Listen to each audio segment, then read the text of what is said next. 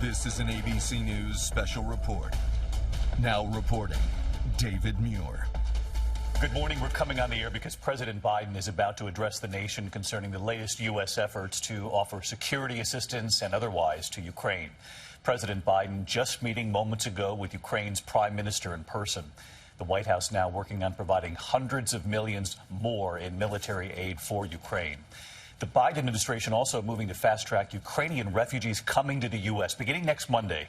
The administration says Americans will be able to apply to the Department of Homeland Security to actually sponsor Ukrainian citizens, dubbing the operation Uniting for Ukraine.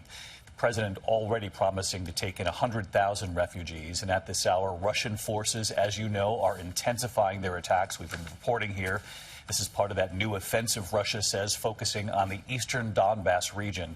The Russian front now extending 300 miles. Ukrainian forces are refusing to surrender in that crucial port city of Mariupol.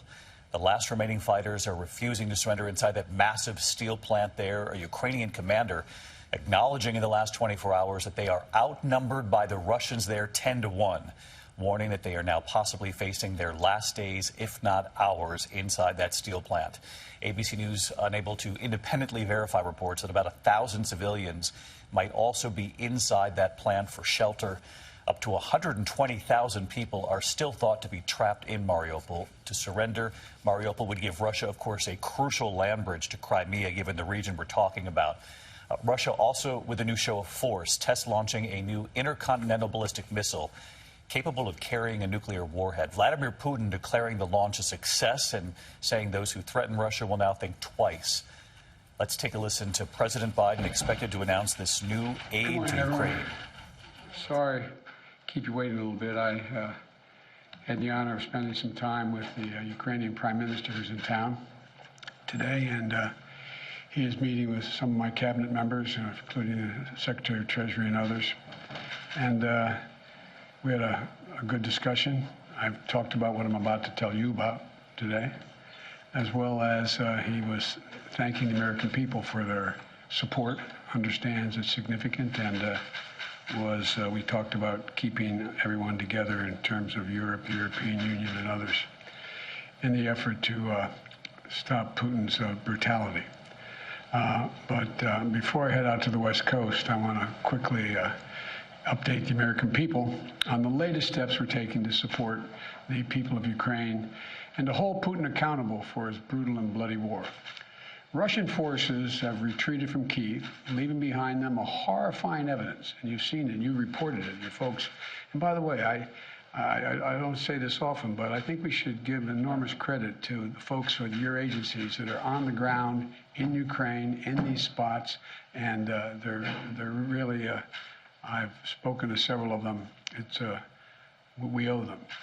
But uncovering these evidences of their atrocities and war crimes against Ukrainian people is so clear to the whole world now. Now they've launched and refocused their campaign to seize new territory in eastern Ukraine.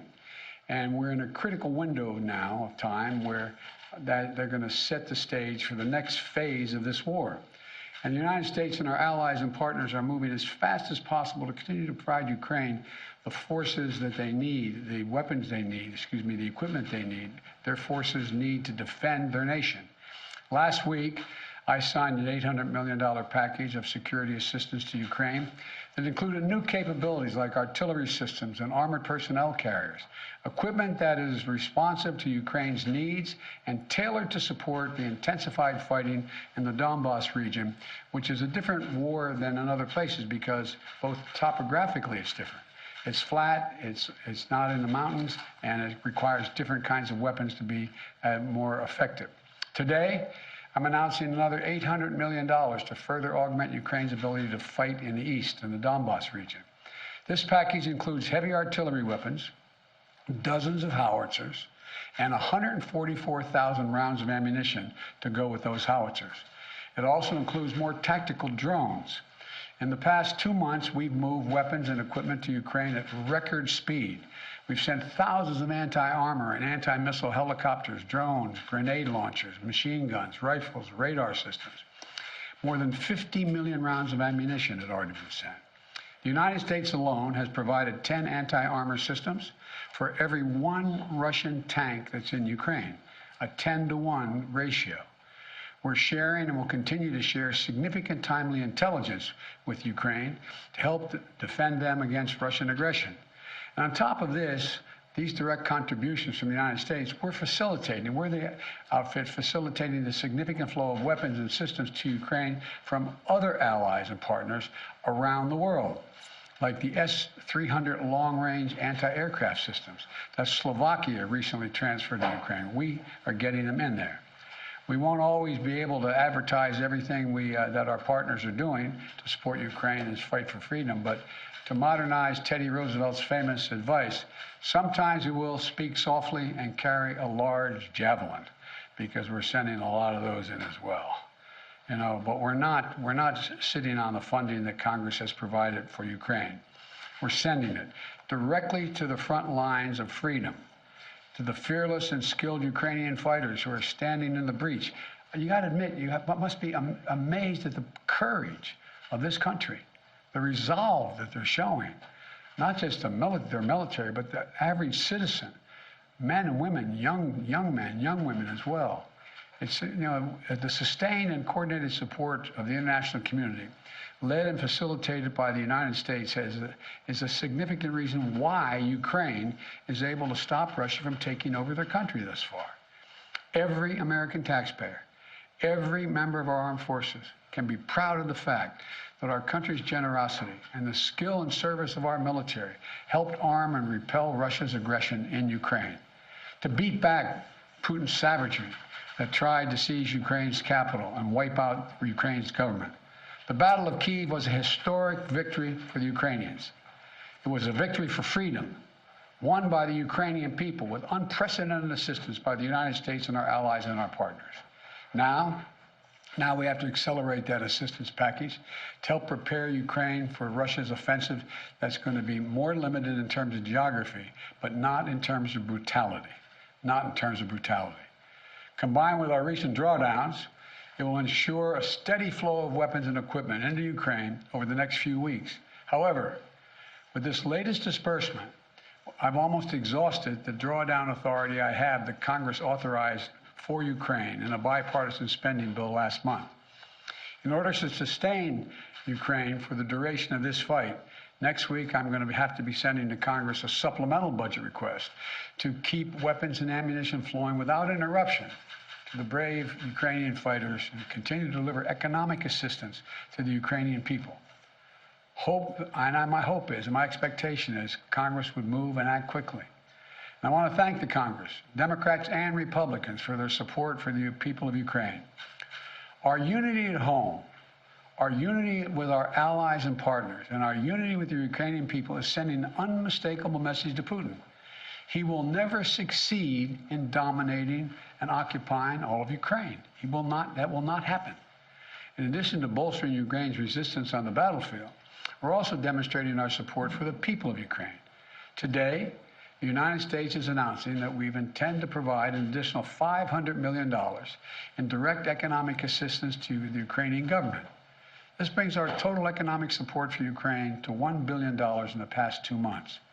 This is money the government can help use to stabilize their economy, to support communities that have been devastated by the Russian onslaught, and pay the brave workers that continue to provide essential services to the people of Ukraine. You know, these past weeks have seen a terrible human cost of Putin's ambition for conquest and control. Approximately two-thirds of all Ukrainian children have been displaced from their home. More than 5 million Ukrainians have fled their country. It's an absolute outrage. The idea this is happening, approaching the second quarter of the 21st century, is just, Last month when I was in Europe, I announced that the United States would welcome 100,000 Ukrainians so that we share in the responsibility of supporting Ukrainians fleeing Putin's war machine. We've already welcomed tens of thousands of Ukrainians to the United States, and today I'm announcing a program, Unite for Ukraine, a new program to enable Ukrainians seeking refuge to come directly from Europe to the United States. This new humanitarian parole program will complement the existing legal pathways available to Ukrainians, including immigrant visas and refugees processing.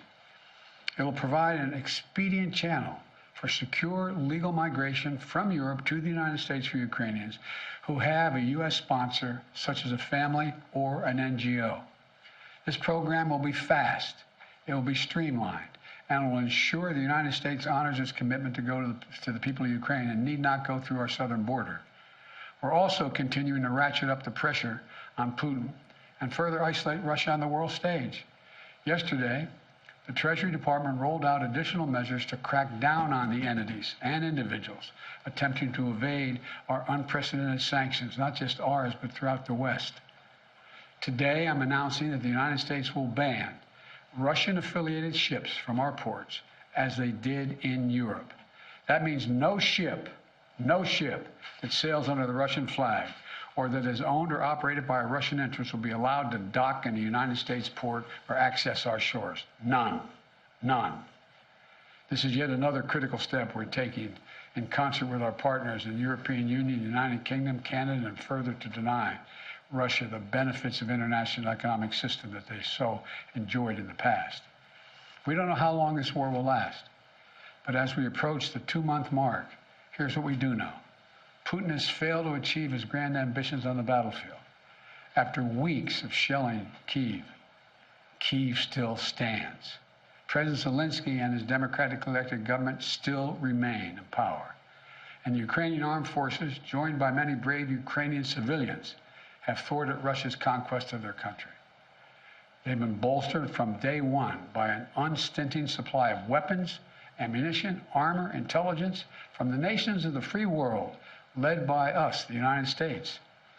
As Russia continues to grind out the military advances and the brutalities against Ukraine, Putin is banking on us losing interest. That's been my view. You heard me say this from the beginning. He was counting on NATO, European Union, our allies in Asia, cracking, moving away. He's betting on Western unity will crack. He's still betting on that. And once again, we're going to prove him wrong. We will not lessen our resolve. We're going to continue to stand with the brave and proud people of Ukraine. We will never fail in our determination to defend freedom and oppose tyranny. It's as simple as that. So again, I want to thank the American people. Thank the American people for their support of the Ukrainian people. This is our responsibility, it seems to me, and we've been able to hold the whole world together in this effort. So thank you very much. Thank you. I'm going to take this one or two questions. I got a plane to catch. What does Putin claiming control over Mariupol mean? How significant is that? Well, first of all, it's questionable whether he does control Mariupol. One thing for sure we know about Mariupol, he should allow humanitarian corridors to let people on that steel mill and other places that are buried under rubble to get out. That's what any head of state would do in such a circumstance. And so there is no evidence yet that Mariupol is completely fallen. Mr. President, on Title 42, sir, are you considering delaying lifting Title 42? No, what I'm considering is continuing to hear from well, first of all, there's going to be an appeal by the Justice Department, because as a matter of principle, we want to be able to be in a position where if in fact it is strongly concluded by the scientists that we need Title 42, that we be able to do that. But there has been no decision on extending Title 42. Thank you. Mr. President, how long can the U.S. maintain the level and pace of this military support for Ukraine? Well, we have the capacity to do this for a long time. The question is, are we going to continue to maintain the support of the international community and keep the pressure on Putin to prevent him from overrunning the country, number one, and number two, make sure we continue to maintain the economic sanctions, which over time, and we're beginning to see it, are devastating their economy and their ability to move forward. So the most important thing right now is maintain the unity. So far, so good. Thank you very much. President Biden at the White House talking about new steps to help Ukraine defend itself against the Russians, talking about how the Russians have retreated from Kyiv, leaving behind enormous atrocities and war crimes, is what he labeled what we have witnessed, the world has witnessed.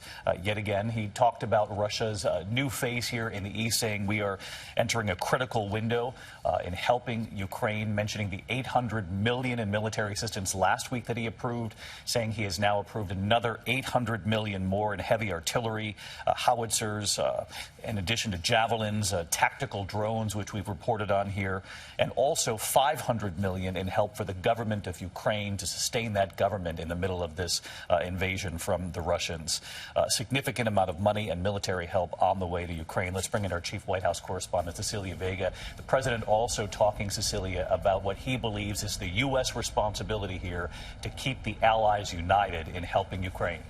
Yeah, and that question on how much longer the United States can continue to help bankroll this war was from our colleague here at the White House, Karen Travers, and it's a really important one because you've got the president promising even more money, hopeful for even more money, saying today that he's going to ask Congress for additional support to bankroll even more money, and he's basically signaling here that the United States wants to continue to keep helping, but it's really going to come down to this coalition of international support and keeping this coalition together. That is the big question right now, is whether other countries will continue to stay on the same page with the United States. David, you mentioned all of that support, $800 million last week, $800 million today, that $500 in economic aid from the Treasury. That is going to help with things like salaries and pensions for Ukraine. Some huge numbers here. We're talking about more than $3 billion really since the start of this war. The president, I'll give you one more number here, saying that $1 billion just in the past 2 months. You're seeing the type of aid and support, military aid from the United States to Ukraine shift as those needs in that war shift, more need for long-range artillery and ammunition. That's what's going to them now. David. Cecilia Vega live at the White House, and as we talk about all these numbers here, we are aware of the dire situation on the ground in Ukraine. Let's get right to our foreign correspondent, James Longman, who has just been talking with people leaving Mariupol. And James, you heard the president there say, despite Russia's claim that Mariupol has fallen, though clearly a city on the brink, he said it is not clear that the Ukrainians have lost the fight for Mariupol, at least not yet. And you were telling us before we came on the air of the desperation, the descriptions from the people escaping that city. Yeah, David, I mean, as I talk to you now, there are families reuniting all around us here. We're in Zaporizhia, which has been kind of a staging point for people getting out of Mariupol. We just saw 3 buses pull up, packed full of people. I'd say in each one maybe about 30 people standing room only, mostly women and children and elderly people. I spoke to one man who got off, Vitaly. He was a man, I think probably in his late 60s, in his 70s, and he had told me he was living underground for more than 20 days. And the journey out, also horrific. I mean, he said there was nothing left in Mariupol. He was crying, talking to me about just how awful the last month for him has been in that city, but also the journey out. 15, 20 checkpoints on the way out of Mariupol to get out of the east towards parts where Ukraine is still in control, where we are here. And at every single one, ritual humiliations, Russian soldiers forcing them to get off the bus, give over paperwork, looking at their documents, telling men to take their clothes off to check for tattoos, because that's a sign that perhaps you have an affiliation to the military here, so Russians are looking out for that.